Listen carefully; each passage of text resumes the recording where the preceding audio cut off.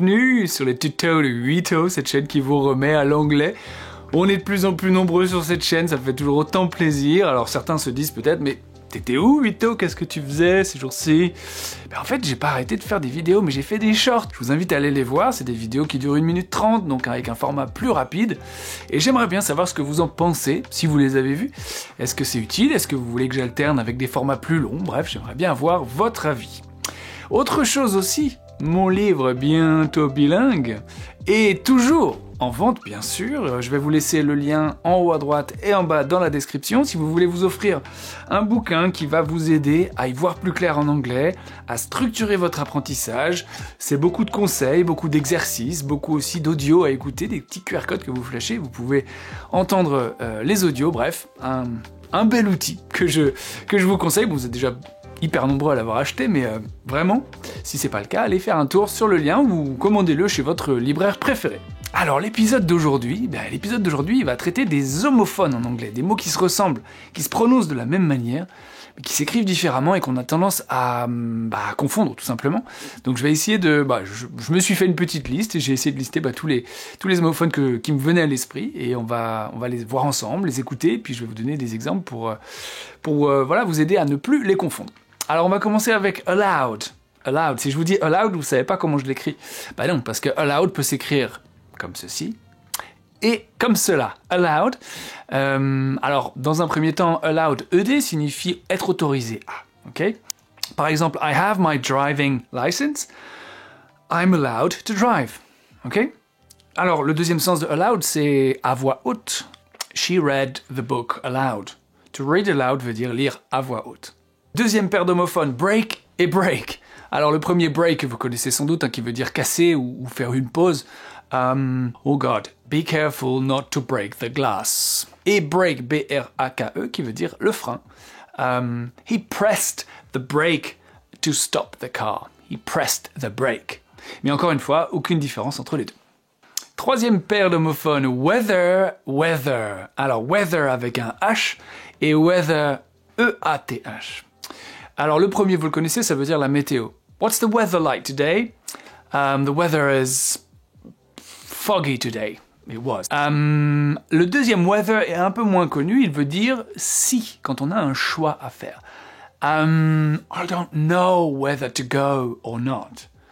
I don't know whether it's a good idea. Donc weather ici peut être remplacé par if, un petit peu plus formel, mais il ne faut pas confondre l'orthographe en tout cas. Weather, weather. Ensuite, on continue avec weak. Weak, qui peut s'écrire weak, double E ou weak E-A. Weak E-A qui veut dire faible, l'adjectif faible. He's too weak to get back to work. He feels too weak. Il se sent trop faible. Deuxième week, évidemment, qui veut dire semaine. Imaginez, vous avez une grosse semaine qui vous attend. Qu'est-ce que vous diriez en anglais? Ah, j'ai une grosse semaine qui m'attend. Et c'est là où on voit que l'anglais est difficile parce qu'on ne peut pas vraiment traduire mot à mot. On ne peut pas dire une semaine qui m'attend avec le verbe wait. On va dire oh, I have a busy week ahead. I have a busy week ahead. On continue avec to. To, qui peut s'écrire avec un seul O ou deux O. Le premier to est une préposition qui, en général, indique une direction. Une direction géographique du style I'm going to school. Ça peut aussi être un mouvement. I gave a present to my little sister. J'ai donné un cadeau à ma petite sœur. On voit bien que ça va de moi vers elle. Et on a aussi to qui s'écrit avec deux O, mais attention, parce que to veut dire deux choses complètement différentes. To peut vouloir dire aussi me too, you too, have a great week too. Mais il veut également dire trop. Par exemple, vous buvez ce café qui est trop chaud. Oh, this coffee is too hot. I can't drink it. It's too hot. Ensuite, on enchaîne avec le mot course. Course. Quand on l'entend, on ne peut pas savoir. Il n'y a que le contexte qui va vous dire lequel c'est. Course, qui s'écrit soit course, soit coarse. Dans le premier cas, coarse veut dire rugueux ou grossier. This fabric is very coarse. Ce tissu est rugueux. His language was very coarse for the meeting. Son langage était trop familier, ok, pour la réunion. Course, C-O-U-R-S-E, peut signifier soit un cours, soit un parcours. If you say I'm taking an English course, ça veut dire je prends un cours d'anglais. Si vous dites the river changed its course, ici on parle plutôt de changer de cours, d'accord, changer de direction.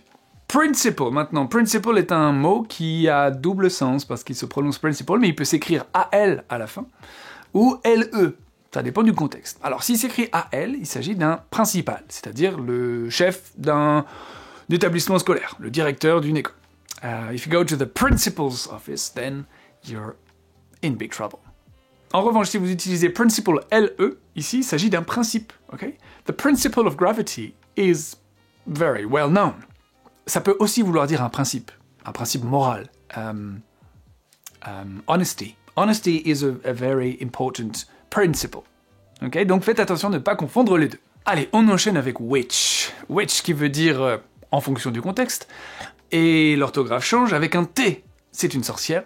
Okay? Et si ça n'est pas avec un T, c'est-à-dire W-H-I-C-H, il s'agit ici d'un pronom relatif. Si vous dites par exemple, this house, which, by the way, is absolutely splendid, belongs to my uncle. This house, which is beautiful. C'est bien un pronom relatif ici. Stationary maintenant. Stationary avec un A veut dire immobile, stationnaire. Avec un E, stationary, c'est tout ce qui a rapport à la papeterie, le papier, tous les carnets, les crayons, tout ce qui touche à la papeterie. Ok, stationary. Un autre homonyme, enfin presque homonyme, parce qu'il ne se prononce pas exactement de la même manière, c'est le mot lose, et son homonyme, ou quasi-homonyme, loose. Alors loose, L-O-O-S-E, signifie trop grand, trop large. My sweater is loose. My sweater is loose, ça veut dire que je nage un peu dans mon pull.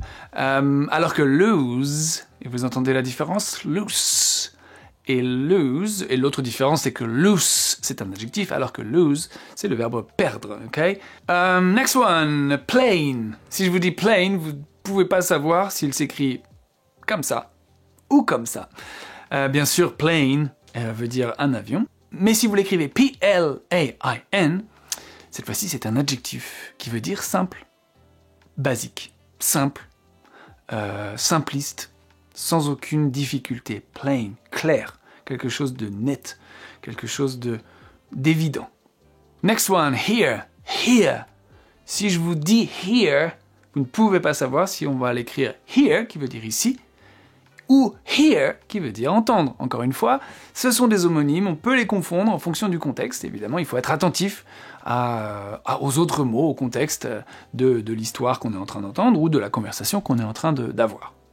Encore un autre flower. Si je vous dis flower, je pense que vous pensez à la même chose que moi. Ah, peut-être pas. À quoi vous pensez quand je vous dis flower?